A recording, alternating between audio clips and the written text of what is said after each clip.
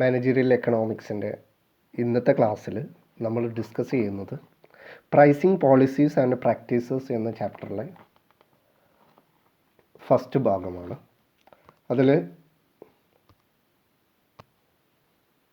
എന്താണ് pricing policy എന്ന് പറഞ്ഞാൽ എന്താണ്, അതുപോലെ തന്നെ പ്രൈസിങ് പോളിസിയുടെ ഒബ്ജക്റ്റീവ്സ് എന്തൊക്കെയാണ്,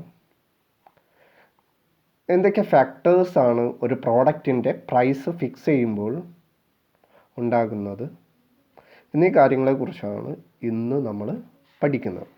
നമ്മൾ ലാസ്റ്റ് ക്ലാസ്സിൽ പഠിച്ചിട്ടുണ്ടായിരുന്നത് കോസ്റ്റ് എന്താണ്, ഡിഫറെൻറ്റ് ടൈപ്സ് ഓഫ് കോസ്റ്റ് എന്ന ചാപ്റ്റർ ആയിരുന്നു കഴിഞ്ഞ ക്ലാസ്സുകളിൽ പഠിച്ചിട്ടുണ്ടായിരുന്നത്. ഇന്ന് നമുക്ക് ഫസ്റ്റ് എന്താണ് പ്രൈസ് അല്ലേ. നമ്മൾ ഒരുപാടായി കേൾക്കുന്ന നമ്മുടെ നിത്യജീവിതത്തിലെ ഒന്നാണ് പ്രൈസ്. ദിനംപ്രതി നമ്മൾ കേൾക്കുന്ന ഒരു വേർഡാണ്. എന്താണ് പ്രൈസ്? നമുക്കറിയാം, ഒരു പ്രോഡക്റ്റിൻ്റെ വിലയാണ് നമ്മൾ പ്രൈസ് എന്ന് പറയുന്നത്. നമ്മൾ ആ പ്രോഡക്റ്റിന് അല്ലെങ്കിൽ ഒരു സർവീസസിന് നമ്മൾ ആ പ്രൈസ് കൊടുത്താൽ മാത്രമാണ് നമ്മൾക്ക് ആ സർവീസോ അല്ലെങ്കിൽ ആ പ്രോഡക്റ്റോ നമ്മൾക്ക് ലഭിക്കുന്നത്. അങ്ങനെയാണെങ്കിൽ എന്താണ് price? It is the exchange value of product or service in terms of money.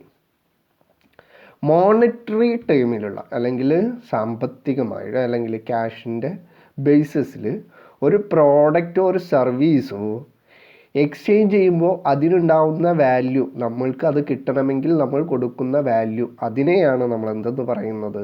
Price എന്ന് പറയുന്നത് അല്ലേ. A price is a charge made by a producer to consumer for the right to be supplied with a goods. ഒരു producer ഒരു product അല്ലെങ്കിൽ ഒരു service അവരുടെ കൺസ്യൂമറിന് കൈമാറുന്നതിന് വേണ്ടിയിട്ട് അവർ fix ചെയ്യുന്ന ഒരു ചാർജിനെയാണ്, ഒരു എമൗണ്ടിനെയാണ് നമ്മൾ എന്തെന്ന് പറയുന്നത്? പ്രൈസ് എന്ന് പറയുന്നത് അല്ലേ. To the seller price is a source of revenue. സെല്ലർക്ക് അല്ലെങ്കിൽ പ്രൊഡ്യൂസർക്ക്, വിൽക്കുന്ന ആൾക്ക് പ്രൈസ് എന്ന് പറയുന്നത് എന്താണ്? റവന്യൂവിനുള്ള ഒരു സോഴ്സാണ് അല്ലേ. ടു ദ ബയ്യർക്ക് എന്താണ്? Price is a sacrifice of purchasing power. നമ്മൾക്ക് ആ പ്രോഡക്റ്റ് നമ്മളുടെ ആവശ്യങ്ങൾ നേടിയെടുക്കുന്നതിന് വേണ്ടിയിട്ട് അല്ലെങ്കിൽ നമ്മുടെ നീഡ് സാറ്റിസ്ഫൈ ചെയ്യുന്നതിന് വേണ്ടിയിട്ട് നമ്മൾ സാക്രിഫൈസ് ചെയ്യുന്ന ഒന്നാണ് പ്രൈസ്. ബയ്യർ ആരാണോ പ്രൊഡ്യൂസർ, അവർക്ക് പ്രൈസ് എന്ന് പറയുന്നത് റവന്യൂ ആണ്.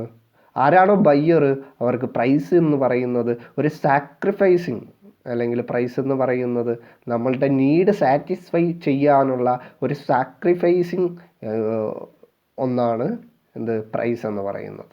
അതൊരു പർച്ചേസിങ് പവറിനെ എന്ത് ചെയ്യാണ്? കാണിക്കുന്നതാണ്. This price is indicator of quality. ഒരു ചോദ്യമാണ് നമ്മളോട് ചോദിക്കുകയാണ്, പ്രൈസ് എന്നത് ക്വാളിറ്റിയെ ഇൻഡിക്കേറ്റ് ചെയ്യുന്ന ഒന്നാണോ എന്നുള്ളതാണ്. പലപ്പോഴും sometimes price is an indicator of quality അല്ലേ. പലപ്പോഴും പ്രൈസ് എന്ന് പറയുന്നത് ക്വാളിറ്റിയെ ഇൻഡിക്കേറ്റ് ചെയ്യുന്ന ഒന്ന് തന്നെയാണ്. കൂടുതലായിട്ട് നമ്മൾക്കറിയാം, ലോവർ പ്രൈസിന് കിട്ടുന്ന കൂടുതൽ സാധനങ്ങളും എന്താണ്? ഒരു ലോവർ ക്വാളിറ്റി ഇൻഡിക്കേറ്റ് ചെയ്യുന്നു എന്നുള്ളത് നമ്മൾക്കറിയാം. പക്ഷേ അതിൽ തന്നെ അതല്ലാത്ത കേസുകളും ഉണ്ട്. In certain cases increase in prices may be perceived favourably by the buyers who might interpret it is a consequences of improvement of quality. ക്വാളിറ്റിയിൽ കൂടുതലായിട്ട് നല്ല ഇമ്പ്രൂവ്മെൻ്റ് ഉണ്ട് എന്ന് നമ്മൾ കൂടുതൽ പേരും എന്ത് ചെയ്യുന്നു? മോസ്റ്റ് ഫേവറബിളി ബയേഴ്സ് കൂടുതലായിട്ടും ചിന്തിക്കുന്നത് അങ്ങനെയാണ്. In short, it is believed that high priced goods are qualitatively better than lower priced goods. ഒരു ബയ്യറിനെ സംബന്ധിച്ചിടത്തോളം ബയ്യർ വിശ്വസിക്കുന്നത് ഹയർ പ്രൈസ് ആയിട്ടുള്ള ഗുഡ്സ് ക്വാളിറ്റീവ്ലി എന്താണ്? ബെറ്ററാണ്. എന്തിനേക്കാൾ? ലോവർ പ്രൈസ് ഗുഡ്സിനേക്കാളും ബെറ്ററാണ് എന്നുള്ളതാണ്. അപ്പോൾ price is an indicator of quality. പക്ഷേ but this is not always true. എല്ലായ്പ്പോഴും എന്തല്ല? ശരിയല്ല എന്നുള്ളതാണ്. നെക്സ്റ്റ് ഇസ് എന്താണ് പ്രൈസിങ് പോളിസീസ് എന്നുള്ളതാണ്. എന്തിനു വേണ്ടിയിട്ടാണ് നമ്മൾ പ്രൈസിങ് പോളിസി സെറ്റ് ചെയ്യുന്നത്? എന്താണ് pricing policy? Price policies provide the guidelines with which pricing strategies formulated and implemented. Pricing policy നമ്മൾക്ക് എന്ത് ചെയ്യാണ്?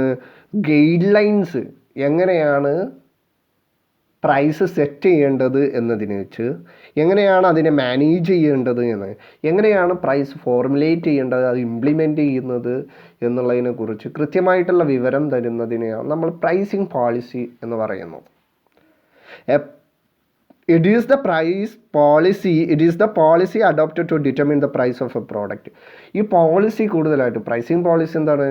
നമ്മുടെ പ്രോഡക്റ്റിൻ്റെ ഒരു പ്രൈസ് ഫിക്സ് ചെയ്യുന്നതിന് വേണ്ടിയിട്ടാണ് നമ്മൾ എന്ത് ചെയ്യുന്നത്? പ്രൈസിങ് പോളിസി സെറ്റ് ചെയ്യുന്നത്. Okay, next is objectives of pricing. Pricing പോളിസിയുടെ ഒബ്ജക്റ്റീവ്സ് എന്തൊക്കെയാണ് എന്നുള്ളതാണ്.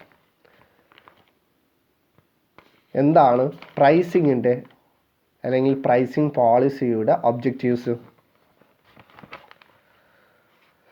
Profit maximisation. എല്ലാ ബിസിനസ് കൺസേണിൻ്റെയും എല്ലാ ബിസിനസ്സും നമ്മൾ റൺ ചെയ്യുന്നത് പ്രൈമറി മോട്ടീവ് എന്നുള്ളത് നമ്മൾക്കറിയാം, മാക്സിമൈസേഷൻ ഓഫ് പ്രോഫിറ്റ്. ഹെൻസ് നമ്മുടെ പ്രോഡക്റ്റിൻ്റെ പ്രൈസ് ഫിക്സ് ചെയ്യുന്നതും നമ്മൾ എന്തിനു വേണ്ടിയിട്ടാണ്? നമ്മുടെ പ്രോഫിറ്റ് മാക്സിമൈസ് ചെയ്യുന്നതിന് വേണ്ടിയിട്ട് തന്നെയാണ്. അതുപോലെ തന്നെയാണ് മാക്സിമൈസേഷൻ ഓഫ് സെയിൽസ്. സെയിൽസിൻ്റെ മാക്സിമൈസേഷൻ, നമ്മുടെ മാർക്കറ്റ് ഷെയർ കൂട്ടുക എന്നുള്ളത്. സെയിൽ കൂടിക്കഴിഞ്ഞാൽ മാത്രമാണ് നമുക്ക് എന്ത് ചെയ്യാൻ പറ്റുക? മാർക്കറ്റ് ഷെയർ കൂട്ടാൻ പറ്റും. അതിലൂടെയാണ് നമ്മൾക്ക് പ്രോഫിറ്റ് മാക്സിമൈസേഷൻ കൊണ്ടുവരാൻ സാധിക്കുക. അപ്പോൾ നെക്സ്റ്റ് ഒബ്ജക്റ്റീവ്സ് എന്ന് പറയുന്നത് മാക്സിമൈസേഷൻ ഓഫ് സെയിൽസ് എന്നുള്ളതാണ്. Next is targeted rate of return. When a businessman invest capital in business, naturally he expect some return on investment. Therefore, he will price the product in such a way as to get expected rate of return on investment. നമ്മൾക്കറിയാം, ഏതൊരു ബിസിനസ്മാനും ഒരു ബിസിനസ്സിൽ invest ചെയ്യുന്നത് അല്ലെങ്കിൽ capital invest ചെയ്യുന്നത് അദ്ദേഹം monthly rate of return, ഒരു some return അദ്ദേഹം എന്ത് ചെയ്യുന്നുണ്ട്? ആ പ്രതീക്ഷിക്കുന്ന ആ ഇൻവെസ്റ്റ്മെൻറ്റിൻ്റെ മേലിൽ. അതുകൊണ്ട് തന്നെ അദ്ദേഹം പ്രോഡക്റ്റ് പ്രൈസ് ഫിക്സ് ചെയ്യുമ്പോൾ, അല്ലെങ്കിൽ സർവീസ് ഓറിയൻറ്റഡ് കമ്പനി ആണെങ്കിൽ ആ സർവീസിന് അദ്ദേഹം പ്രൈസ് ഫിക്സ് ചെയ്യുമ്പോൾ ആ റേറ്റ് ഓഫ് റിട്ടേൺ എക്സ്പെക്റ്റ് ചെയ്തുകൊണ്ടായിരിക്കും എന്നുള്ളതാണ്. Next is survival. ഒരു ബിസിനസ്സിൻ്റെ നിലനിൽപ്പും ഈ പ്രൈസിങ് പോളിസി അല്ലെങ്കിൽ പ്രൈസ് ഫിക്സ് ചെയ്യുന്നതിൽ എന്താണ്? പ്രൈസിങ് ഒബ്ജക്റ്റീവ്, കമ്പനിയുടെ നിലനിൽപ്പ്. Next is stability in price. നമ്മൾ ഫിക്സ് ചെയ്യുന്ന പ്രൈസിൽ സ്റ്റെബിലിറ്റി ഉണ്ടാവുക എന്നുള്ളതും പ്രൈസിങ് പോളിസിയുടെ ഒരു ഒബ്ജക്റ്റീവാണ് എന്നുള്ളതാണ്. ഇത്രയാണ് പ്രൈസിങ് പോളിസീസിൻ്റെ അല്ലെങ്കിൽ പ്രൈസിങ്ങിൻ്റെ ഒബ്ജക്റ്റീവ് എന്ന് പറയുന്നത്. എന്തൊക്കെയാണ്? Profit maximization, maximization of sales, target rate of return, survival of business, stability in prices, ഇത്രയും കാര്യം. Next is factors governing formulation of pricing policies. Pricing policies ഉണ്ടാക്കുന്നതിന് വേണ്ടിയിട്ട് ഏതൊക്കെ തരത്തിലുള്ള ഫാക്ടേഴ്സാണ് അതിനെ ബാധിക്കുക എന്നുള്ളതാണ് അല്ലേ. Formulating the pricing policy is difficult task. നമുക്കറിയാം, പ്രൈസിങ് പോളിസി ഉണ്ടാക്കുക എന്ന് പറയുന്നത് ഒരു ഡിഫിക്കൽട്ടായിട്ടുള്ള ടാസ്ക്കാണ്. കാരണം ഒരു ബിസിനസ് നിലനിൽക്കുന്നത് പോലും ഈ പ്രൈസിങ് പോളിസിക്ക് അനുസരിച്ചായിരിക്കും. നമ്മുടെ പ്രൈസിങ് ഒന്ന് തെറ്റിക്കഴിഞ്ഞാൽ നമ്മുടെ ബിസിനസ് തന്നെ നിലനിൽക്കാനുള്ള സാധ്യത കുറവാണ് എന്നുള്ളതാണ്. നമ്മളെ റേറ്റ് ഓഫ് റിട്ടേൺ, നമ്മുടെ എക്സ്പെൻസ് എല്ലാം മറികടന്ന് പോകുന്നത് നമ്മളൊരു പ്രോഡക്റ്റിൻ്റെ അല്ലെങ്കിൽ നമ്മുടെ സർവീസിൻ്റെ പ്രൈസ് ഫിക്സ് ചെയ്യുന്നതിലൂടെയാണ്. There are large number of factors to be considered while formulating a pricing policy. ഒരു പ്രൈസിങ് പോളിസി ഫോർമുലേറ്റ് ചെയ്യുമ്പോൾ ഒരുപാട് തരത്തിലുള്ള ഫാക്ടേഴ്സിനെ നമ്മൾ എന്ത് ചെയ്യേണ്ടതുണ്ട്? കൺസിഡർ ചെയ്യേണ്ടതുണ്ട്. അതിൽ രണ്ട് തരമായിട്ട് രണ്ടായിട്ട് നമ്മൾ എന്ത് ചെയ്യുന്നുണ്ട്, ഫാക്ടേഴ്സിനെ തരംതിരിച്ചിട്ടുണ്ട്. First one is internal factors of and external factors. നമ്മൾ ഫസ്റ്റ് ഇൻറ്റേർണൽ ഫാക്ടേഴ്സ് ഡിസ്കസ് ചെയ്യാം. എന്താണ് ഇൻറ്റേർണൽ ഫാക്ടേഴ്സ്?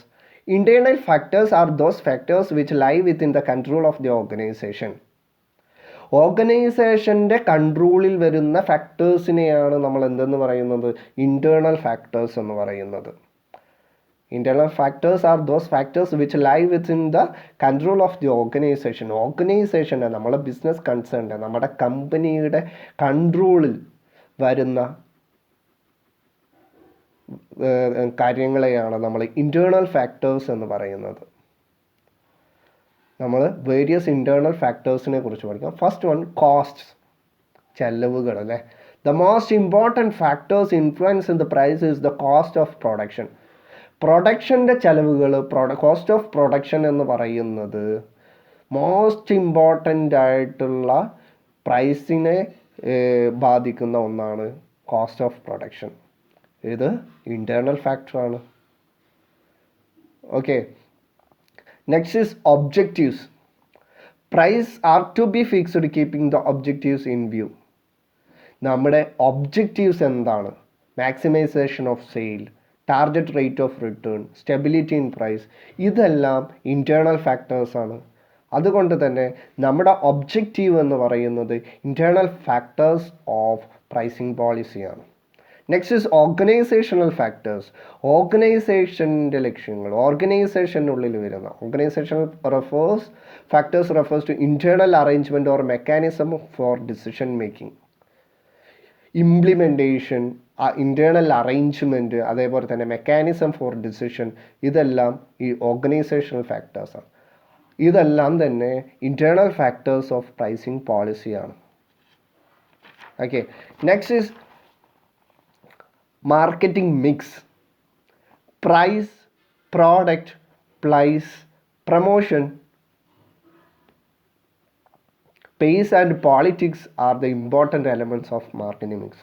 മാർക്കറ്റിംഗ് മിക്സിൻ്റെ ഇമ്പോർട്ടൻ്റ് ആയിട്ടുള്ള എലമെൻറ്റുകൾ എന്തൊക്കെയാണെന്ന് ചോദിച്ചാൽ നമ്മൾക്കറിയാം 4 P's ആണ്. Product, price, place, promotion. ഇതാണ് മാർക്കറ്റിംഗ് മിക്സ് എന്ന്. This element are interconnected. നമ്മൾക്കറിയാം എല്ലാ എലമെൻറ്റുകളും, പ്രോഡക്റ്റിൻ്റെ പ്രൈസ്, പ്രോഡക്റ്റ്, പ്ലേസ്, പ്രൊമോഷൻ, ഈ 4 കാര്യങ്ങളും ഓരോ പ്രോഡക്റ്റ്, ഓരോ ബിസിനസ് കൺസേണിനെ സംബന്ധിച്ചിടത്തോളവും അത് ഇൻ്റർ കണക്റ്റഡ് ആണ്. അതുപോലെ തന്നെ ഇമ്പോർട്ടൻ്റ് ആയിട്ടുള്ള ഒരു കാര്യം. ഇതിൽ ഏതെങ്കിലും ഒന്നിൽ വരുന്ന ചേഞ്ചസ് ഇതിനെല്ലാം മാർക്കറ്റിംഗ് മിക്സിനെ തന്നെ എന്ത് ചെയ്യും, ബാധിക്കും എന്നുള്ളതാണ്. അപ്പം ഇതെല്ലാം ഇൻറ്റേർണൽ ഫാക്ടേഴ്സാണ് within the control of organisation. പ്രൈസും പ്രോഡക്റ്റും പ്ലേസും പ്രൊമോഷനും എല്ലാം ഓർഗനൈസേഷൻ നേരിട്ട് ചെയ്യുന്ന കാര്യങ്ങളാണ്. Next is product differentiation. The price of the product also depends upon the characteristics of the product. In order to attract customers, products are differentiated by adopting new style, better packages. One of the objectives of product differentiation to change higher prices. നമ്മൾക്ക് കൂടുതലായിട്ട് price fix ചെയ്യണമെന്നുണ്ടെങ്കിൽ, അല്ലെങ്കിൽ product differentiation, പ്രോഡക്റ്റിൽ വരുത്തുന്ന നമ്മൾ പുതിയ തരത്തിലുള്ള style, അതുപോലെ തന്നെ പാക്കേജിൽ വരുത്തുന്ന മാറ്റങ്ങൾ, അതിൻ്റെ രൂപത്തിൽ വരുത്തുന്ന മാറ്റങ്ങൾ, ഇതെല്ലാം പ്രോഡക്റ്റ് ഡിഫറൻസിയേഷനുകൾ. ഇതെല്ലാം കമ്പനിക്കുള്ളിൽ, കമ്പനിയുടെ കൺട്രോളിന് അണ്ടറിൽ വരുന്ന കാര്യങ്ങളാണ്. അതുകൊണ്ട് തന്നെ പ്രോഡക്റ്റ് ഡിഫറൻസിയേഷൻ എന്ന് പറയുന്നത് ഇൻറ്റേർണൽ ഫാക്ടേഴ്സ് ഓഫ് പ്രൈസിങ് ആണ്. Next is product life cycles and characteristics of the product. പ്രോഡക്റ്റിൻ്റെ life cycle, price policy is formulated by considering the age of product. പ്രോഡക്റ്റിൻ്റെ ഏജ് കൺസിഡർ ചെയ്തുകൊണ്ടായിരിക്കും നമ്മൾ പ്രൈസിങ് പോളിസി കൂടുതലായിട്ടും formulate ചെയ്യുന്നത്. പുതിയൊരു product, introduction സ്റ്റേജിലുള്ള product ആണെങ്കിൽ കൂടുതലായിട്ടും നമ്മൾ ലോവർ പ്രൈസ് ആയിരിക്കും ഫിക്സ് ചെയ്യുന്നത്. അതല്ല, നമ്മൾ കൂടുതൽ പ്രചാരത്തിലുള്ള ഒരു പ്രോഡക്റ്റിനാണെങ്കിൽ സം എക്സ്റ്റെൻറ്റ് നമ്മൾ എന്ത് ചെയ്യാം, പ്രൈസ് റെഡ്യൂസ് ചെയ്യാം ഡിമാൻഡിനനുസരിച്ച്, അല്ലെങ്കിൽ പ്രൈസ് കൂട്ടാം ഡിമാൻഡിനനുസരിച്ച്. Okay, next is characteristics of product. Next is external factors. എന്തൊക്കെ തരത്തിലുള്ള എക്സ്റ്റേണൽ ഫാക്ടേഴ്സാണ് പ്രൈസിങ് പോളിസിയെ ബാധിക്കുക? ഡിമാൻഡ് ഒരിക്കലും ഓർഗനൈസേഷൻ്റെ അണ്ടറിലുള്ളതല്ല. The nature and condition of demand should be considered when fixing the price composition of the market, the nature of buyers. ബയേഴ്സിനനുസരിച്ച് മാർക്കറ്റിനനുസരിച്ച് നമ്മുടെ പ്രോഡക്റ്റിൻ്റെ അതിൻ്റെ need അനുസരിച്ചായിരിക്കും demand വരുന്നത്. That is not under the control of organisation, that is beyond the control of organisation. അതുകൊണ്ട് തന്നെ demand എന്ന് പറയുന്നത് external factor of pricing. Next is competition. നമ്മുടെ കോമ്പറ്റീറ്ററുടെ അടുത്ത് നിന്ന് നമ്മൾക്കുണ്ടാവുന്ന കോമ്പറ്റീഷനും എന്താണ്? എക്സ്റ്റേണൽ ഫാക്ടേഴ്സാണ്. നമ്മുടെ ഓർഗനൈസേഷൻ്റെ കൺട്രോളിൽ വരുന്നതാണോ കോമ്പറ്റീഷൻ? അല്ലല്ലോ. അതുകൊണ്ട് തന്നെ കോമ്പറ്റീഷനും എക്സ്റ്റേണൽ ഫാക്ടേഴ്സാണ്. Next is channel members or distribution channels.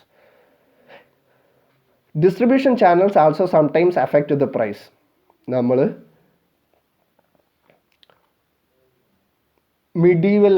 Middle മാനുകൾ കൂടുന്നതിനനുസരിച്ച് പ്രോഡക്റ്റിൻ്റെ പ്രൈസ് എന്ത് ചെയ്യും? കൂടും.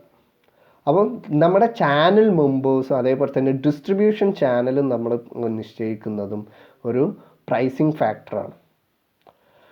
മെമ്പേഴ്സ് കൂടുന്നതിനനുസരിച്ച് കസ്റ്റമറിലേക്ക് എൻ്റെ അവസാനത്തെ കസ്റ്റമറിലേക്ക് എത്തുന്നതിന് മുമ്പ് ചാനൽ ഓഫ് മെമ്പേഴ്സ് കൂടുതലാണെങ്കിൽ അവിടെ പ്രൈസ് കൂടും. അപ്പം നമ്മൾക്ക് കോമ്പറ്റീറ്ററിൽ നിന്ന് കോമ്പറ്റീഷൻ വരാനുള്ള സാധ്യത കൂടുതലാണ്.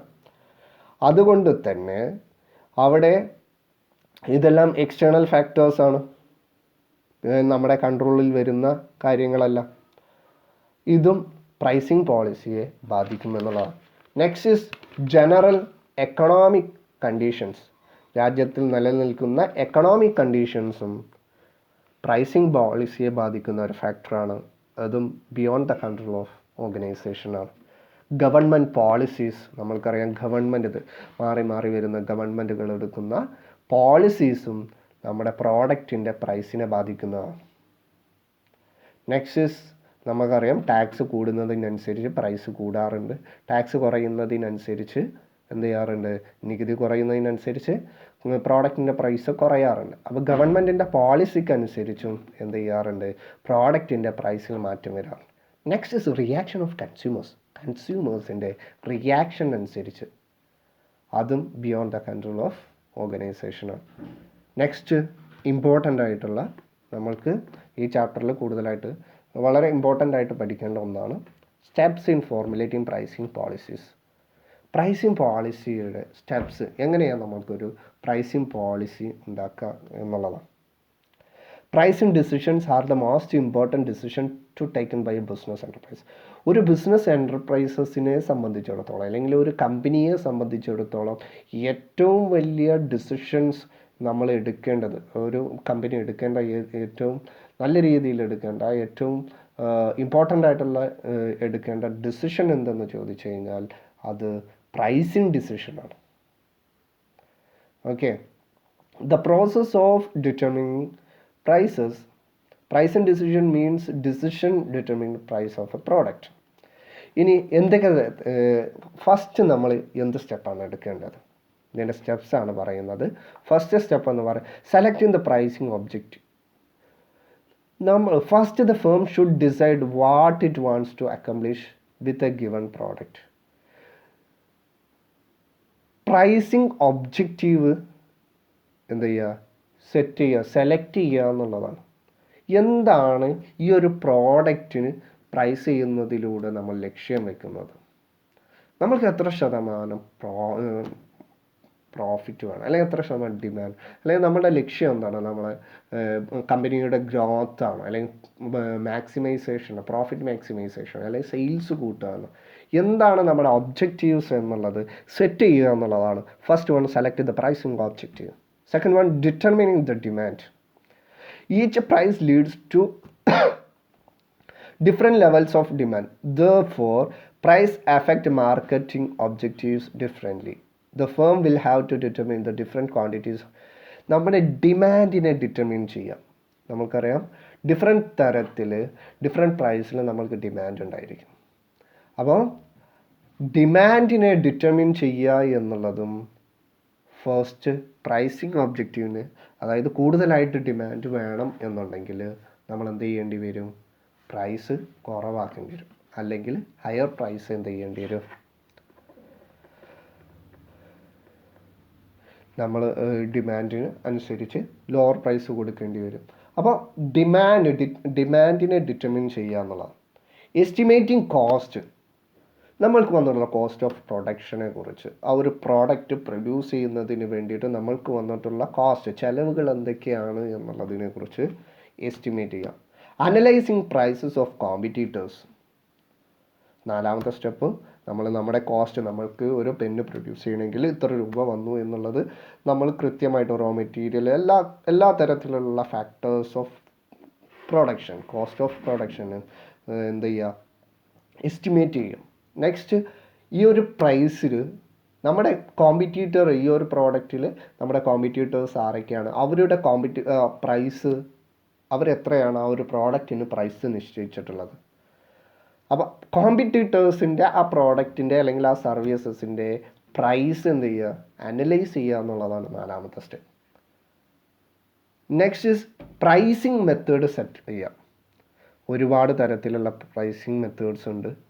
അതിൽ ഏതെങ്കിലും ഒന്ന് സെലക്ട് ചെയ്യുക എന്നുള്ളതാണ് അഞ്ചാമത്തെ സ്റ്റെപ്പ്. നമ്മൾ എന്ത് ചെയ്യും? ഒബ്ജക്റ്റീവ്സ് സെറ്റ് ചെയ്തു, ഡിമാൻഡ് ഡിറ്റർമിൻ ചെയ്തു, കോസ്റ്റ്, നമ്മൾക്ക് വന്ന കോസ്റ്റ് എസ്റ്റിമേറ്റ് ചെയ്തു.